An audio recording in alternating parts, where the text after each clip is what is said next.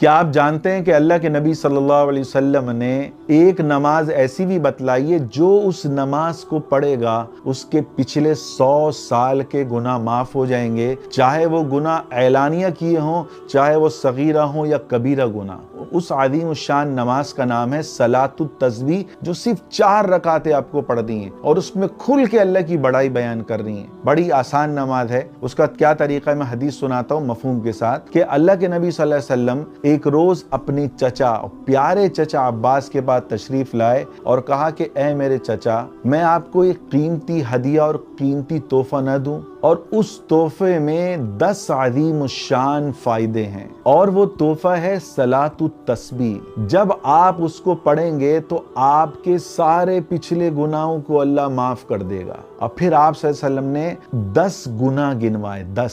सबसे पहला गुनाह कि ए मेरे चचा, जब आप इस नमाज को पढ़ेंगे तो अल्लाह आपके अगले गुनाहों को, अल्लाह की कसम ये हदीस में लफ्ज है, अल्लाह आपके अगले गुनाहों को माफ करेगा। मैं खुद हैरान हुआ कि अगले गुनाह पहला हो गया, फिर कहा कि अल्लाह आपके पिछले गुनाहों को भी माफ करेगा। दो गुनाहों का तस्करा हो गया, 10 गुनाह आपसे हमने गिनवाए। और फिर अल्लाह आपके पुराने गुनाहों को भी माफ करेगा और नए गुनाहों को भी माफ करेगा। और फिर कहा कि जब आप इस नमाज को पढ़ेंगे तो जो भूल चूक से जो आपने गुनाह किए होंगे, बगैर इरादे के कर लिए या दानिस्ता जानबूझ के जो गुनाह किए होंगे, इस नमाज की बरकत से अल्लाह वो गुनाह भी माफ कर देगा। और फिर कहा ए मेरे चचा, जब आप इस नमाज को पढ़ेंगे तो अल्लाह आपके सगीरा गुनाह भी माफ करेगा, कबीरा गुनाह भी माफ करेगा। और वो गुनाह जो ढक के किए हों, छुप के किए हों, इस जमाने में मैं लोगों से कह रहा हूं, यानी जो वो गुनाह जो आप लोग कुंडी लगा के करते हो और जो गुनाह जो आप ऐलानिया करते हो, लोगों के सामने करते हो, अल्लाह उन गुनाहों को भी माफ करेगा। ढके गुनाह कौन से? इस पे मुझे एक आयत याद आई। हज़रत लुक़मान रहिमहुल्लाह एक बड़े अल्लाह के वली थे और इतना बुलंद मकाम था, अल्लाह ने एक सूरत का नाम उनके नाम पे रखा, सूरह लुक़मान। और फिर उन्होंने जो अपने बेटे को नसीहत की थी, उन नसीहतों को अल्लाह ने इस कुरान का हिस्सा बनाया। अल्लाह को इतनी प्यारी वो लगी तो अपने बेटे से कहा, मैं ढके हुए गुनाह पे कर रहा हूँ, कि अपने बेटे से कहा, या मेरे बेटे, या बुनैया इन्नहा इन तकु मिस्क़ाल हब्बतिन मिन खरदलिन, कि ए मेरे बेटे, अगर तू राई के दाने के बराबर भी गुनाह करेगा, फतकुन फी सखरतिन, और वो गुनाह तू किसी चट्टान के पीछे छुप के कर, औ फिस समावाती, आसमान के नीचे कहीं भी जाके तू वो गुनाह कर, औ फिल अर्ज़ी, जमीन पर कहीं भी तू ये गुनाह कर, अल्लाह फिर जमीन पर कहीं भी ये गुनाह कर, याती बिहल्ला, ऐ मेरे बेटे,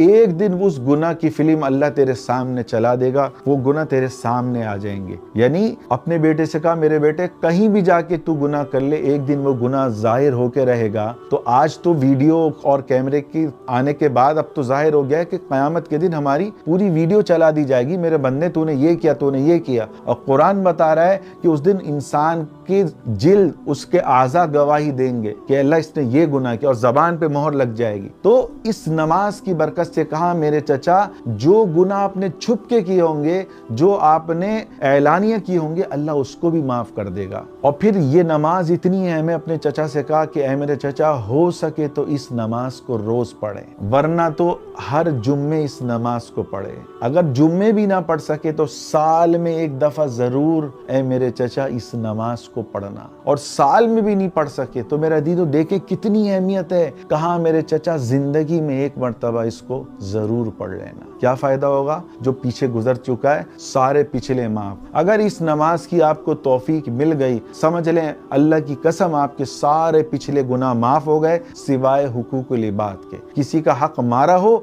वो आपको लौटाना होगा, या फिर आप उससे माफी मांगे। अब इस नमाज का जो हदीस में जिक्र मिलता है, मैं आपको उसका तरीका आपको बता दूं कि आपने 4 रकात नमाज सलातुत तस्बीह की जो है आप नियत करें, क्योंकि मैं 4 रकात नमाज पढ़ता हूँ सलातुत तस्बीह की, ये नियत करिए आपने।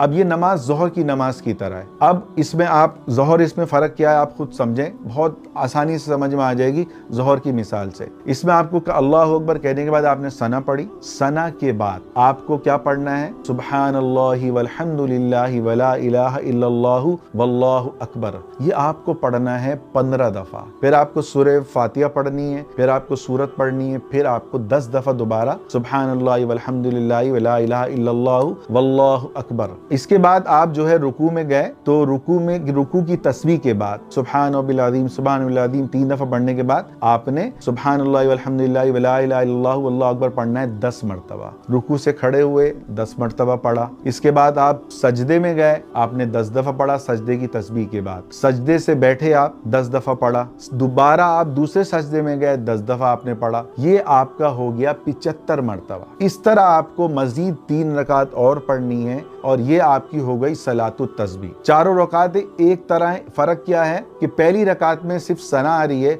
बकिया तीनों रकात में सना नहीं है। तो आपको एक उसूल याद रखना है कि सूरह फातिहा से पहले आपको 15 मरतबा ये पढ़ना है और सूरह फातिहा और सूरत के बाद आपको 10-10 दफा ये तस्बीह पढ़नी है। बस 4 रकात जब आपकी होगी आपको सलाम फेरना है और सलाम फेर के आप दुआ करें और सूरह अल्लाह की बड़ाई बयान करें। दुआ का जो तरीका है उसके बाद जो है दरूद शरीफ पढ़ें, फिर अल्लाह से अपने गुनाहों की माफ़ी मांगे, उसके बाद दोबारा आखिर में दरूद शरीफ पढ़ें और फिर इस यकीन से उठें कि अल्लाह ने आपके पिछले तमाम गुनाहों को माफ़ कर दिया, ये यकीन हो। और मेरे अजीज़ों, इस सलातुत तस्बीह में जो तस्बीह जो है पढ़ी गई है ना, सुब्हानअल्लाह वल्हम्दुलिल्लाह वला इलाहा इल्लल्लाह वल्लाहु अकबर, इसके बारे में 12 अहादीस जो हैं उसमें बड़े अजीब व गरीब फ़ज़ाइल हैं। वो फ़ज़ाइल इंशाअल्लाह हमारी 24 या 23 रमज़ान को जो है अपलोड होगी एक वीडियो, उसमें जो है ना ये सारे फ़ज़ाइल मौजूद होंगे। सलातुत तस्बीह, करोड़ों गुनाहों को माफ़ कराने वाली नमाज। उस वीडियो को ज़रूर सुने हमारे YouTube चैनल मौलाना अरसलान अख्तर पर।